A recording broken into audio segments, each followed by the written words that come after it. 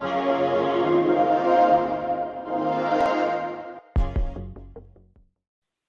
and welcome to ATX TV Festival Season 10. I'm Jennifer Morgan, the festival's Director of Programming, and I'm excited to introduce our guests for Abortion on TV, Advancing the Narrative, presented by USC Annenberg Norman Lear Center at Hollywood Health and Society.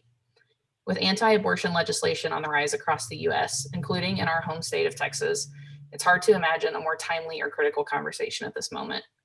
As a window into experiences outside of our own, and a powerful tool for visibility, empathy, and even education, TV can and has made a difference in opening up conversations around abortion. Each of these panelists have contributed to that dialogue in powerful ways, and we're very grateful to have them joining us today. Before we get started, I'd like to introduce the Director of Hollywood Health and Society, Caitlin Grolfold, to talk a bit about the services that they provide. Hi, Kate. Hey, how you doing this day? Joining us. Yeah, hi everybody. I'm Kate Fold. I'm Director of Hollywood Health and Society, and we're a program that studies and helps shape how entertainment affects audiences. And we know from our research and that of others that storytelling, in addition and first and foremost of being entertaining, can also help inform and inspire viewers to make healthier choices in their own lives. So we're super excited to sponsor this panel about a topic that, as Jen said, is in the news right now, but is still rarely covered in entertainment television. So why is that? Well, with this panel, we're gonna find out. And if you'd like to learn more about Hollywood Health and Society, you can just go to hollywoodhealthandsociety.org and learn lots of stuff there. Thank you so much for being here. Take it away, Jen. Alrighty, thanks, Kate.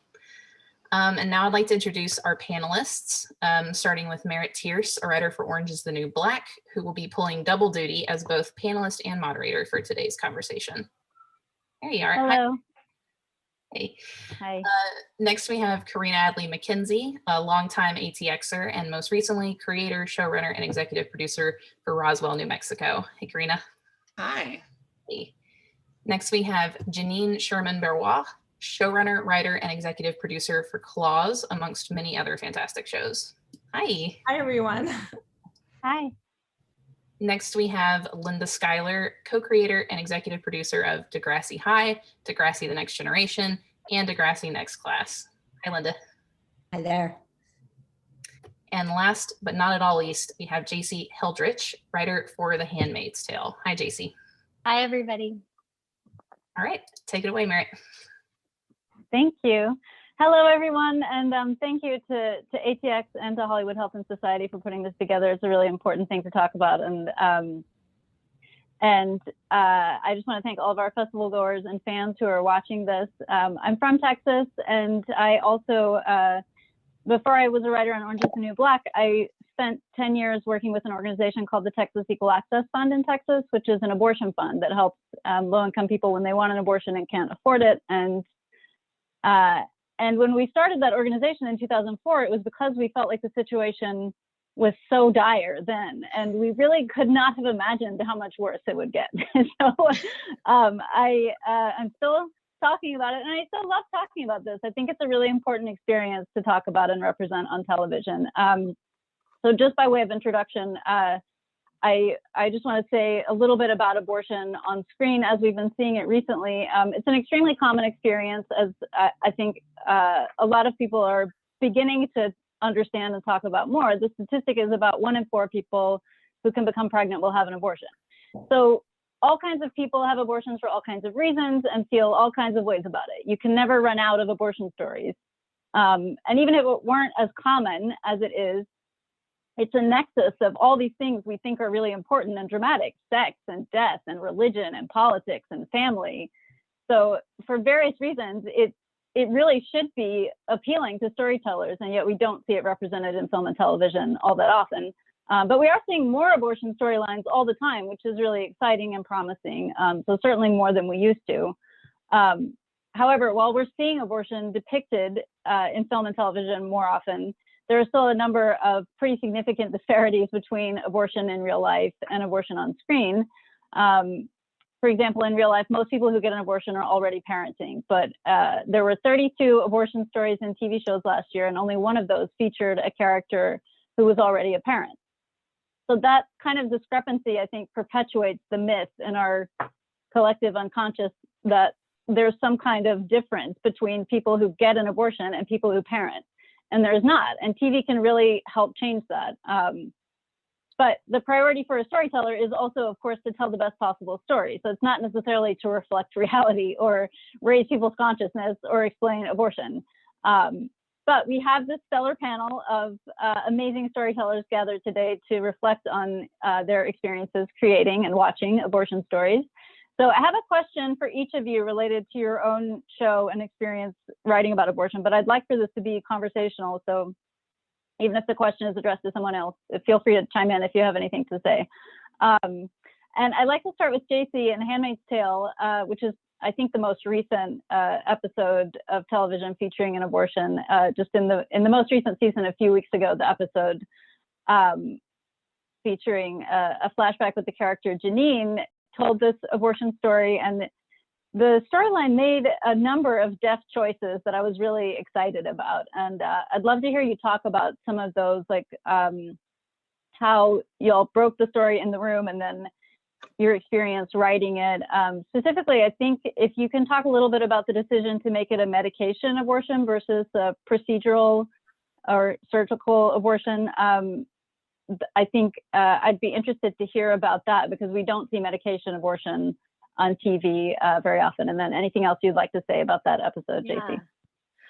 Great. Well, so much to say. It's really interesting. That storyline is something we've been trying to put on the show since season 2, actually, because obviously our show, it's so much myriad in kind of like what women are dealing with in terms of oppressive tactics by their governments throughout the world. And we couldn't in good conscience let the show keep going without addressing the state of abortion here and around the world. So we've been trying for so long to find the right place to put it, and it happened. I'd always hoped that it would be the Janine character who went through with it, because it seemed like she seemed like such an appropriate kind of woman to who would have experienced something like this. So in the show, for those who haven't seen it, it's we flash back to Janine, who's one of our handmaids, and she's about 19, 20 years old.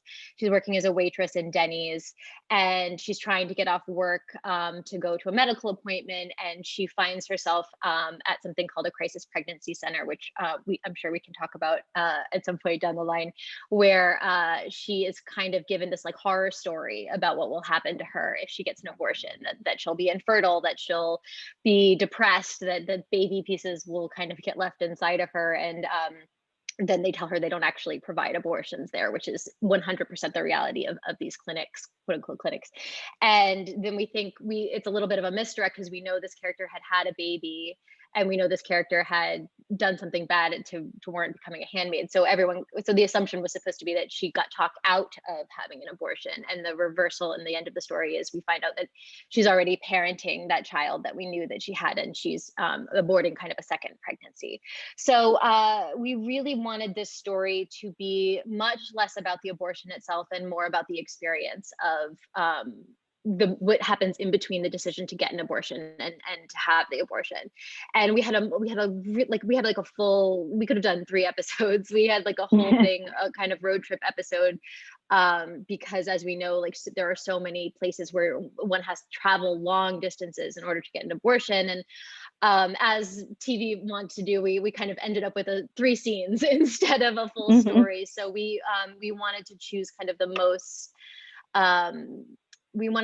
affecting moments for the character. And so that's how we ended up with this particular story. And the reason I wanted it to be a medical abortion is that it isn't something we see often. And it is something that's so common now. Like if you look, kind of the rates of medical abortions are just continuing to go higher and higher, because as I'm sure all of us know, most women who seek abortions, like the vast majority who seek abortion care do so within the first 10 weeks of pregnancy, which is when one's allowed to kind of when a medical abortion is effective. And to me, that always is such a great statistic, because it's like women don't torture themselves for the most part, like over this decision. It's a very difficult decision, and I want to, that's 100% of the time, but it's not something that they like wrestle with for many weeks. They just kind of go for it. So I wanted that kind of certainty and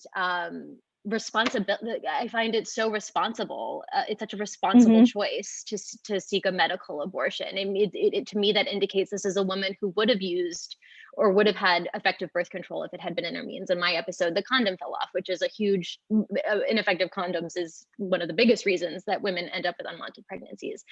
And then, you know, that they're seeking out abortion care that early, that means they're not like the selfish woman who's like, maybe I'll keep the baby and maybe I won't. So I wanted to show the certainty, and I wanted to show that even a young woman making such an incredibly responsible choice to terminate a pregnancy that will hurt both her life and the life of a child that she already has, and seeks out abortion care immediately was really kind of what drove that story for me. Cool.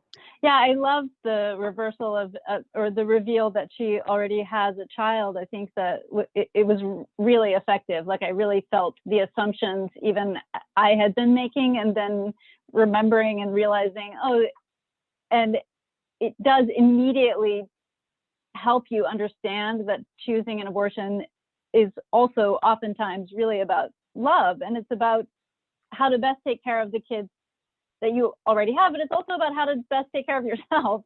Yeah. And I think it was just really effective storytelling that I really appreciated it. So thank you. Yeah, to me, the kind of worst part of the amount of misinformation in the world about abortion care is this idea that it comes down to like a selfishness in a woman, and that women for some reason are like, we must take on the burden of wanting to have sex by destroying our lives with unwanted pregnancies. And if you talk to anybody, like if you really try and like sort out, like, is that really what you believe? Do you really believe that a young woman or a woman who was coerced, or a woman in a situation do you really believe that like selfishness is like the primary reason that she doesn't want to have this baby? So I really wanted to take a character where you would assume that like that narrative would be applicable, that she's just selfish and she wants, and that's not, it's just never the case. And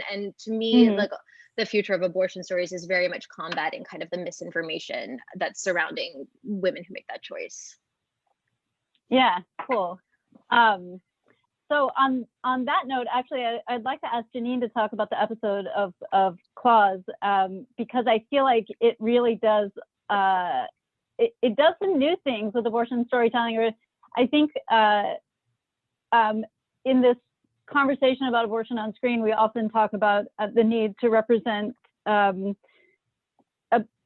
more of a diversity of experiences with respect to how abortion actually happens and reflecting the reality of it. And it's a pretty narrow slice that we see on TV. Usually we see people who are young, who don't have kids, and are white, and in reality, most people are already parenting.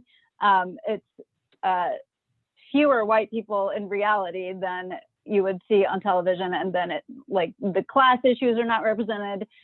But I think what's interesting about the Clause episode is that we also don't see much of a diversity in tone on television. That it's often we're still like more attached to the idea that abortion has to be an intensely dramatic experience. And the Clause episode really does some beautiful things with moving more toward comedy and absurdity. And I thought that was radical and amazing. And she has a really supportive partner. And I would just love to hear you talk about how y'all built that episode and decided to tell the story that way.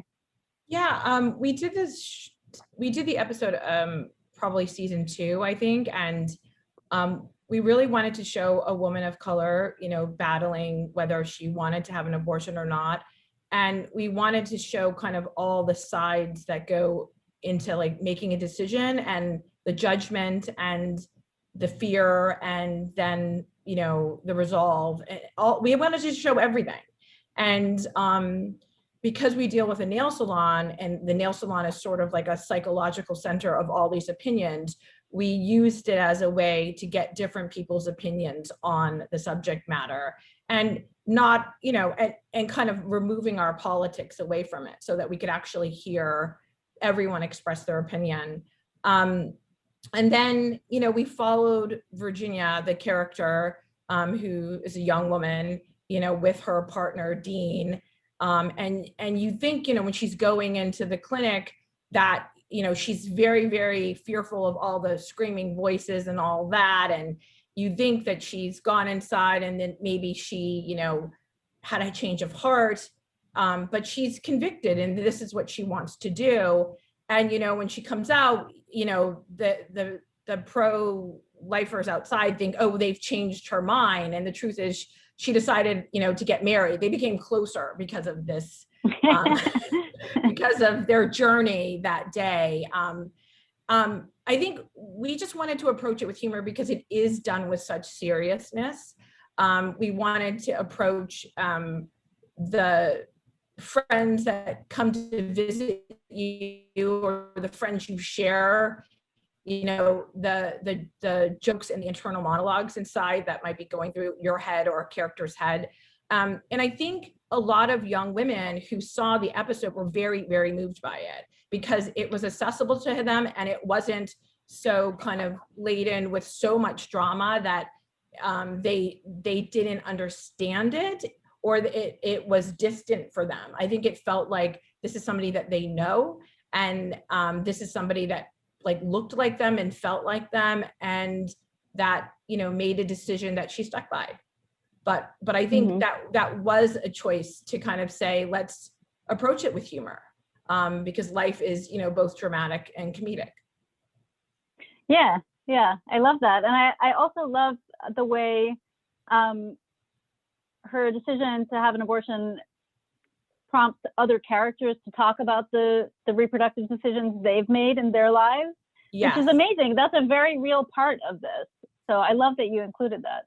Yeah, we had another character who, you know, told a story about how, you know, she wanted to have an abortion when she was younger, and her parents found out and they made her have the child and gave, you know, she had to give the child away, but she was trying to, you know, make her own decision, but because of laws, you know, she wasn't able to.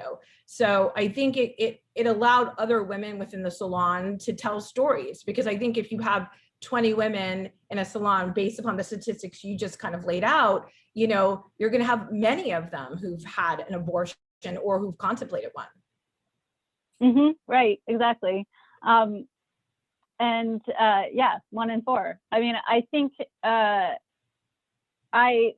you probably have all experienced this as well, but something really cool that has happened in my life as I've been writing about abortion, and I've been trying to write a TV show set in an abortion clinic for a while now. When I talk to people about that project, or when I've written an opinion piece or an essay about abortion, often my friends will tell me, or people that I'm talking to will tell me about their own experience with abortion.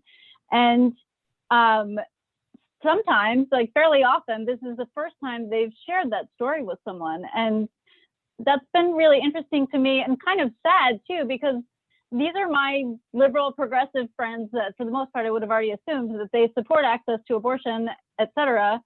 And my realization that that's how high the bar is for us to open the conversation is someone has to tell you, I'm writing a show about abortion. Then a person feels like, oh, you're safe to talk to about this. I'm like, the bar needs to be much lower. I feel like it's cool, but it also does tell us that it's important to tell these stories so that people feel like it's okay to talk about it, you know, and having characters perform that kind of interaction, I think, is really important. So my next question is for Linda. I think you've had such an interesting experience with the way the earlier episode of Degrassi, the accidents will happen, episode in 2004 that was kind of like blacklisted in the United States. And then doing I Regret Nothing in 2017 in the next class, that just within this generation, there's been such a shift. I'd love to hear you talk about the experience, the difference, the change over time, and that first experience compared to the more recent one. Well, thank you. And actually, when you talked about the first experience, that was not my first abortion story. The first abortion story that we told on Degrassi went on air in 1989. And oh, wow.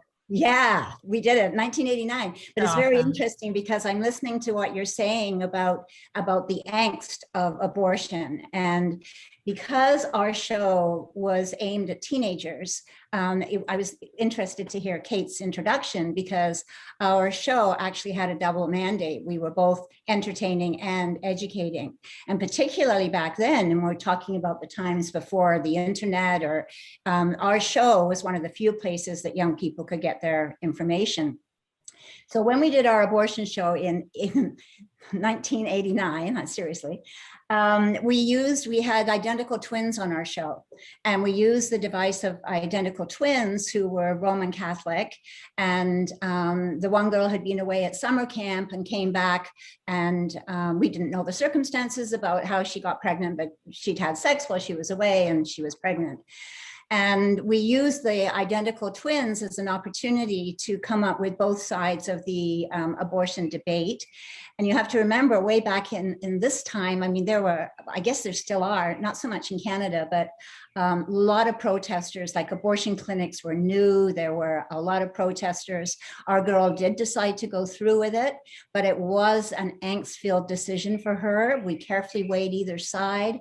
She had to plow her way through protesters in order to get actually into the clinic. And our show ended just as she was walking into the abortion clinic. So it wasn't then until I came back with The Next Generation in 2004, the climate had changed, and we developed an abortion story, and we did it both with our partners at Teen Nick and with our Canadian producing partner. But what was interesting about that one, first of all, there was way less angst in it. We still did, because we were dealing with a teenage audience, we still had a device of equally weighing the different, pros and cons. Our character did go through with it, but at the end, she was there with her mother. Her mother supported her choice. And when it ended, we were inside the clinic. The show ended as she was going into the procedure room, and she had this like little smile on her face, not a big one, but just like, it wasn't like our previous one. There was so much angst about it.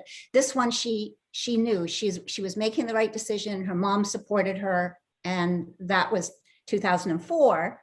But interesting, 2004, if you recall, was when the big Women's March was happening in Washington. And so our broadcaster, Teen Nick, who had been with us throughout the development of the story, got very nervous, and because the climate had changed, and they actually pulled the episode and they wouldn't air it. It didn't go on air for another 2 years. I was 17, and I remember illegally downloading it. Like, Well, literally, like going on LimeWire and being like, I need to see this Manny got pregnant episode. Wow. And I owe you like $2.99. That's amazing. We had so many of our American audience complain, and they were mad at us, and the show was supposedly geo-gated, but a lot of people were watching it. So then my most recent abortion story, we told in 2017, I believe. This time we were on Netflix, and our whole mandate was to neither sensationalize it nor trivialize it, but just normalize it. And we had a young character, and at this time, we actually had the abortion happen at the middle of the show. She made the choice. She knew it was the right choice. This time we actually went further with her. We took her inside the clinic. We actually went into the procedure room with her, and we saw the doctor talking to her, and we just heard, we were on her face as we heard the sounds of the procedure begin.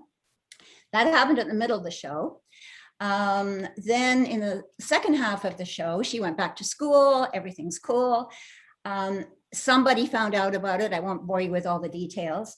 And she was getting shamed, and she was getting shamed on social media and whatnot. And she ended up owning her choice. She made a vlog that she broadcast around the whole school. And she basically said, yesterday I was pregnant, today I am not.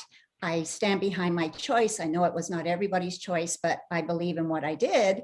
And we empowered her with that message. Interestingly enough, we were on Netflix at this time. And Netflix had been very good with very little pushback on our storyline, but it certainly was the abortion storyline that we got the most pushback on. But they did air it. It didn't get. So it's been quite a journey for me in terms of watching this evolve over, you know, what, a 35-year history, actually. Right, and then just tracking the way that reflects, you know, our public understanding of abortion is really fascinating. Yeah. And it's so incredible, though, that, you know, as you said in your opening remarks, that it's so much back in the news again now. Like, you think we've got somewhere, and I don't know. Yeah, we're not there yet. So, Carina, I'd love to hear you talk about the Roswell storyline. And I know your character was an alien. Yes, yes, right. Yes. I love it.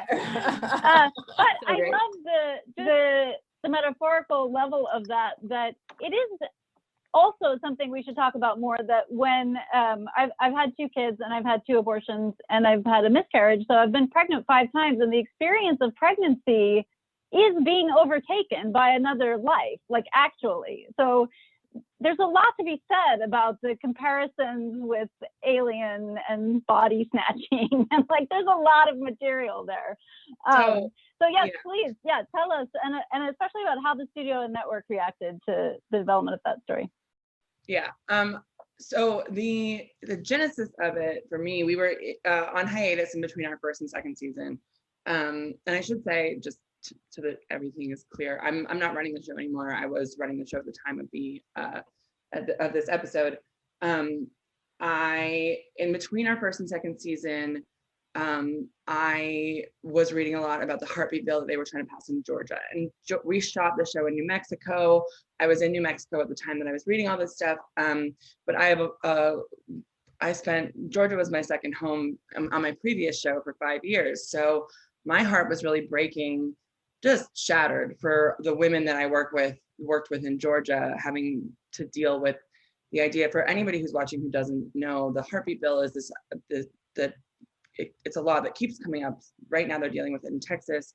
They keep trying to pass these laws that say that once you can detect a fetal heartbeat, you are no longer able to get an abortion.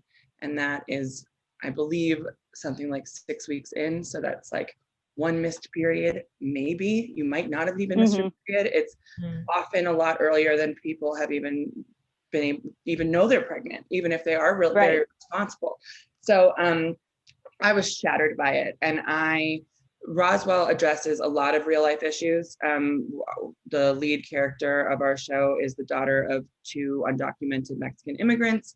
You know, we were dealing the alien story. My family's Muslim. The alien story was a big metaphor for Islamophobia. So I was already in a political space while I was working on that show. The CW and Warner Brothers were very supportive of that, of us working, you know, combating politics. We complained about the wall between the US and Mexico in the pilot episode of my alien soap opera. So for me, I never, you know, as I was sort of agonizing over the idea of this heartbeat bill that was getting passed in Georgia, my instinct was like, oh man, I wish I could tell a story of value here. And then I all of a sudden was like, oh fuck, I can. And then I was like, now I have to. Shit. And it was what basically the idea was, we had 3 characters on our show who look like humans, but they're aliens. They cannot get medical care, period, because their insides look like aliens. So they don't get to go to the doctor.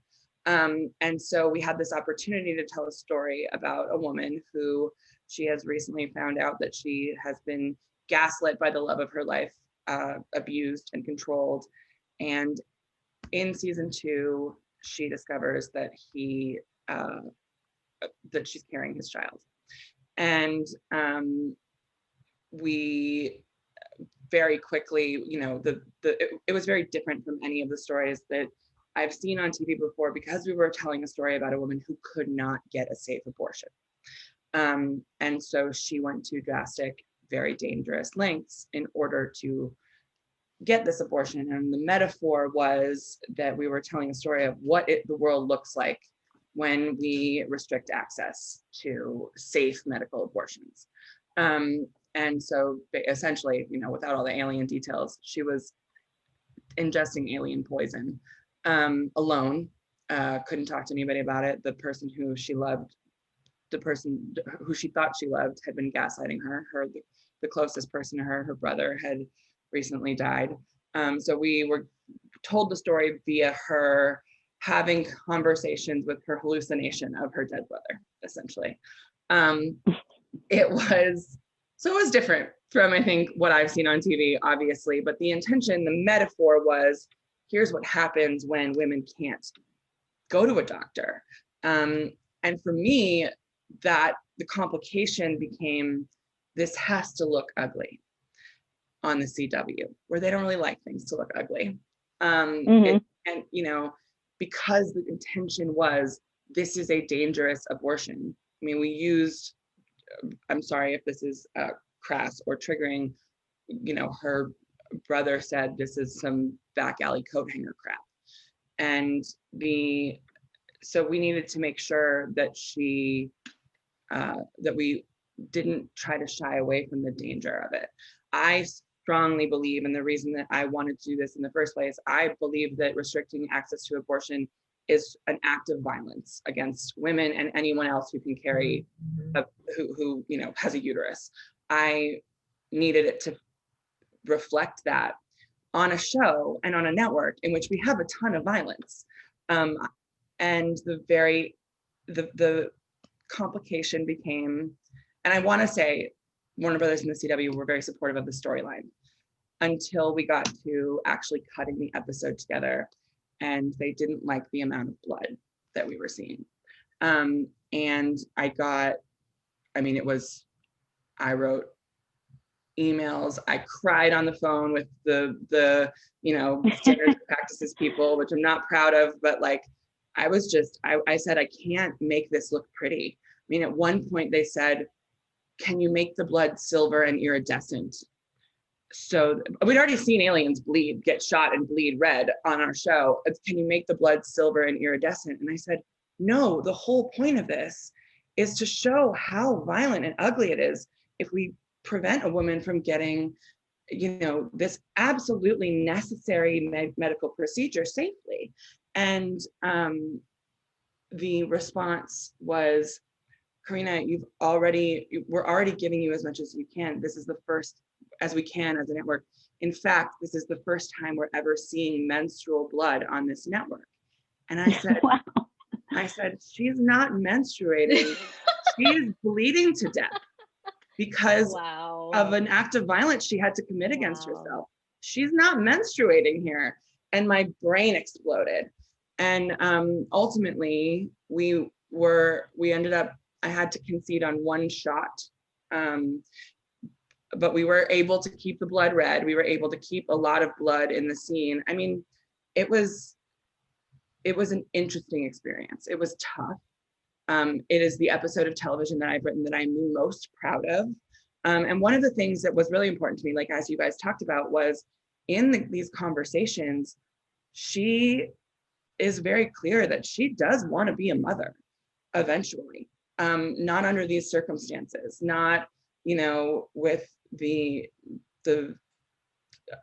not to have a child with somebody who violated her, and not now. And I think that that's, you know, something that isn't there's this idea that, oh, just have the baby and put the baby up for adoption and then you're free. And 10 months of a woman's life isn't just like nothing. It's not, pregnancy for some people is an incredibly beautiful experience. And for some people, it's incredibly traumatic and incredibly like damaging in the long term, emotionally and physically. And for her, it was going to be a very traumatic experience. And, it was a traumatic abortion, but it was an opportunity for me to say, look at the world that you could be creating. The actual city of Roswell, New Mexico today they consider themselves very proudly a sanctuary city for the unborn. This is not a sanctuary city for anybody else. It's a border town. It's not safe for any undocumented immigrant to be there. But apparently it's a sanctuary city for the unborn because you cannot get a safe medical abortion within 400 miles. And so it was really important to me. Yeah. Right. Even though it was alien. Thank you. The sanctuary city business is happening in Texas quite a bit, in Lubbock most recently, I think. And before the Lubbock City Council decided to become a sanctuary city, it had happened in many smaller places in Texas. City councils passing these resolutions saying they're a sanctuary city for the unborn, but they didn't even have abortion clinics. So it was just kind of a bizarre declaration of, we intend to be violent toward women, in my understanding of it. But now it is kind of catching, which is frightening. I think that's an important story that a TV show could take up. I also I love this story that focuses our attention on what happens when you make abortion difficult to access. It doesn't stop people from getting abortions. It just makes abortion much less safe.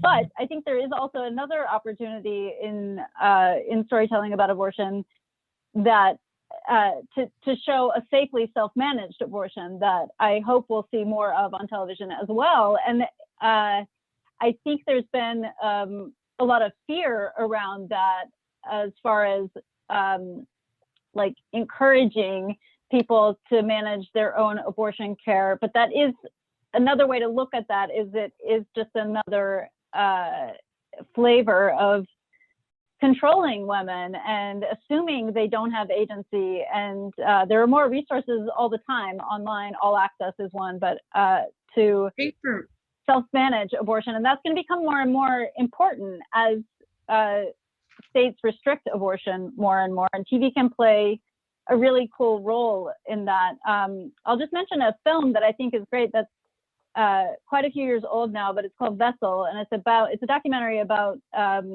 women on waves, which is a really cool project that everyone should know about. But they did this really great thing in the documentary where they had some animated sequences that showed exactly how to self-manage your own abortion with the medication. If you get the medication from a reputable source and you know what you're doing. And I thought it was really cool because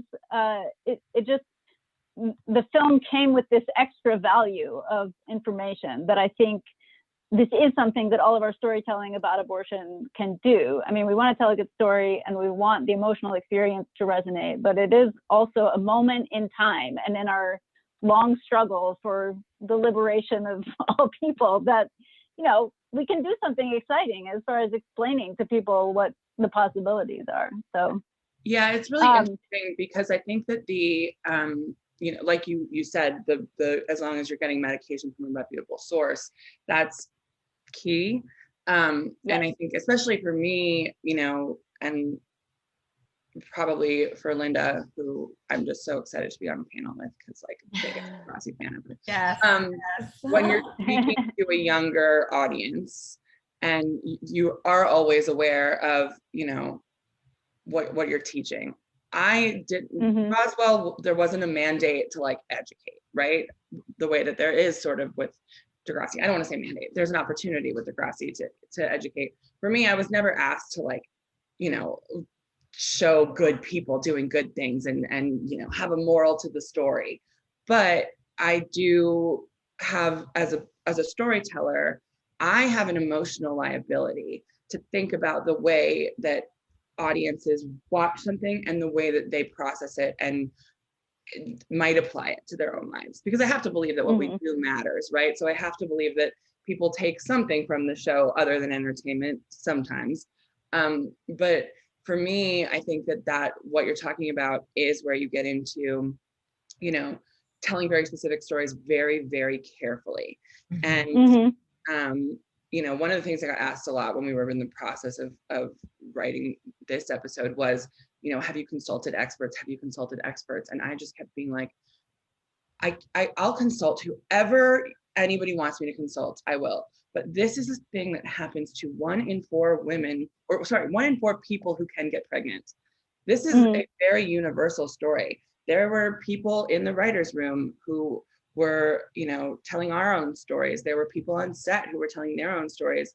And so for me, getting into anything that would involve safely self-administered abortions was way over where I was willing to sort of like roll my own dice and take a risk with my own storytelling. I would be totally so understand impressed to see that, but not for me. and I think that this makes me think about I feel like we actually need to tell as many abortion stories as we possibly can, because it's only when we have a great quantity that we can see all the different varieties of experience that are possible. And when we only have one here and there, that each one of those stories has to carry too much weight in every direction. So I think we have time for maybe one more question. And I would just like to hear any of you talk about any abortion storylines you've seen in TV or movies that you found particularly moving, or that are like your favorite abortion stories, or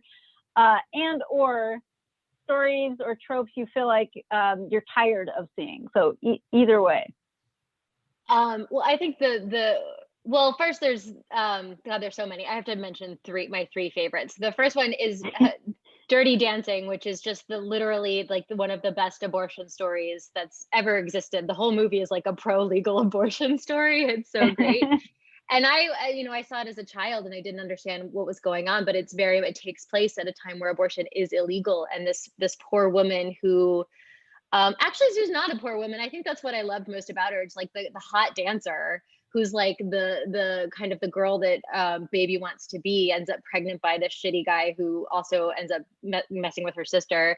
And she gets a doctor. Like, this is what it was like to, who really hurts her, and baby's father has to help her. And baby, I also think, that story has something that that is just occurring to me now that we don't see very much, and maybe we need to see more of, is men supporting abortion. And that, because her father is so just like furious, not at the woman for getting pregnant and getting an abortion, but furious that somebody hurt her while she was trying to get abortion care, which I think is really beautiful. But I think the gold standard of abortion scenes for me is A Portrait of a Lady on Fire. And it hits on something. It's absolutely beautiful. But to me, it was so incredibly transformative to see that experience, because it crystallized something. And it's something I heard, a couple of times in my research, which is women have always had abortions. I looked back, and there is literally yes, there was literally prehistoric evidence, like of abortion. This is a fundamental facet of a woman's existence throughout. There's never been a time or a civilization or anything where abortion has not been practiced. And I really think that we have to just keep saying that. Like, it's not, you're not getting rid of abortion, you're getting rid of illegal abortion, you're not helping unborn babies, you're hurting. Like, it's so important that we divorce it from the Christian right and all of these factors that are at play right now, and the Republicans using it as like a primary fundraising platform. Right. But like, very much like, no, this is not, like, this is just human. This is just humanity. And I think that's that was like amazing to see that, like, something in the past of women coming together and using the things that they just figured out how to use. Yeah, thank you. I was just I was just gonna say, like, I haven't seen enough of them on TV to say like what is my favorite, because I feel like there just needs to be more told. I was on a panel with Hollywood and Health, and I think one of the panelists did one where the woman ordered, you know, the morning after pill on Postmates, and I thought, oh, that's like a really cool like storyline, because that's making it normalizing, you know, your rights. But I think we just need to tell more, you know, and then absolutely. Then maybe in 5 years I'll have a favorite, because it will be Oh, that's great. Yeah. Dirty Dancing for me was definitely the blueprint for the Roswell episode that we did.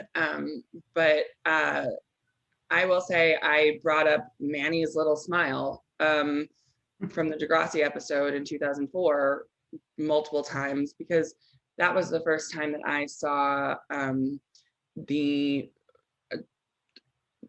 sort of relief of it. You know, it was very important to me in putting our story together that after the abortion, there was no torment and there was no, you know, regret. There was just relief. Okay, that's done, moving on with my life. I feel better now. And that, I think, is what I would like to see more of.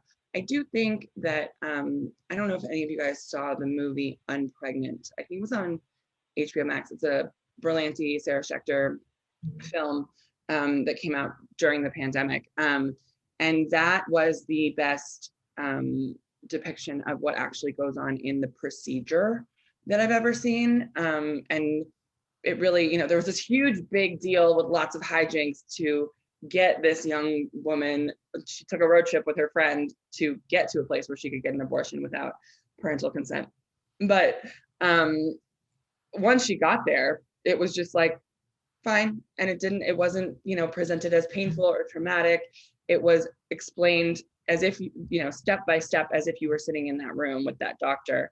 That's what I think, you know, I'd like to see a little bit more of, though I also understand that it's like, it's not the best TV ever to sit and watch a very normal, very sort of yeah, it's actually a very boring kind of anticlimactic, like quick procedure. I think the assumption is that the anti-choice right has, you know, put into all of our minds is that there is a lot of, that it's a horror show, and it's not. It's like, you can hardly tell anything is happening. It's actually not great TV at all. But it would be cool to see that on screen more.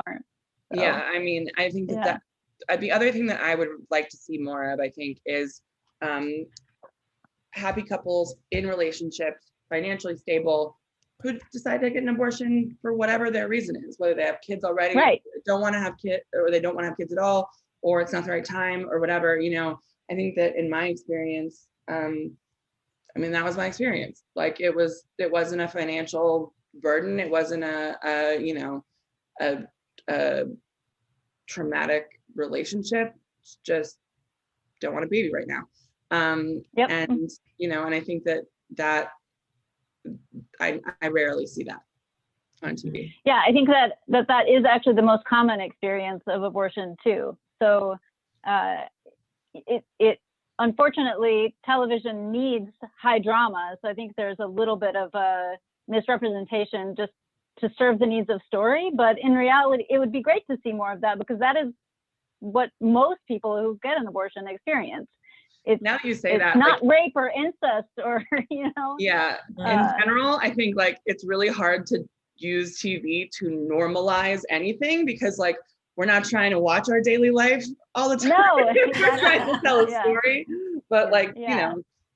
Well, it was interesting to hear that Carina was saying that, you know, she had so much sort of pushback from the network, and I've worked with the CW before, and on a lot of things, they're great.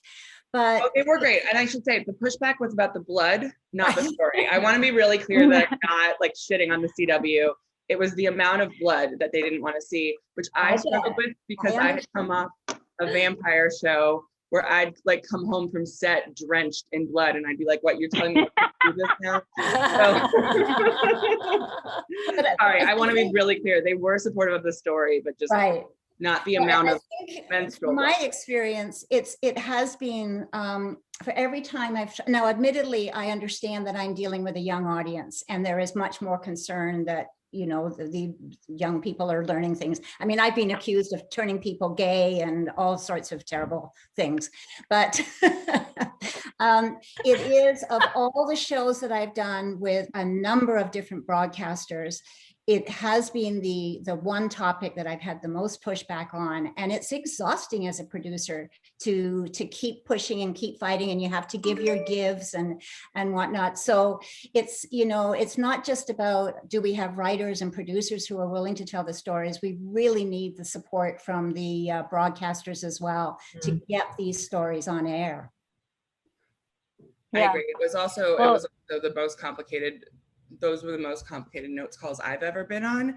And there's the additional thing there that, like, you know, you don't want to talk about, but like, yes, I'm running a TV show, but I'm also a human being. I've got other people, I'm on the line. I've got other women on the line who have had abortions. I've got, you know, on these notes calls, and it's really, you know, it's hard to divorce yourself from your passion about this when you really feel like you're like trying to save lives. Yeah. And then you're like getting told, please make the blood silver and iridescent. I also think in these stories, it's such a great point, is that we also have one thing that was so surprising to me in my episode, when she finally does attain her medical abortion, the doctor gives her the preamble that she got at the crisis pregnancy center, that all these bad things are going to happen, which they have to tell you, but also that none of you. And I think that the next phase of kind of abortion care storytelling is also combating all of the lies and misinformation that surround abortion. I remember after my episode, talking to my father about the state of abortion in the country, and he says to me, I just don't agree with when they get an abortion at 9 months. And it took me a second to like realize he was being serious, because I genuinely didn't believe that, like, that to me, that's such an unbelievable fallacy. Like, how could anyone ever believe that? But so many people getting to show, having a doctor kind of explain and combating some of that is really, really important and exciting to do. Yeah. Thank you. I think we're out of time, and I really could talk to you all about this all day. So thank you so much for your amazing storytelling and going to the mat for this. It's so important, and it was a pleasure to talk to all of you. So thank you very much. Thank you, Merritt. Thank you so much. All right.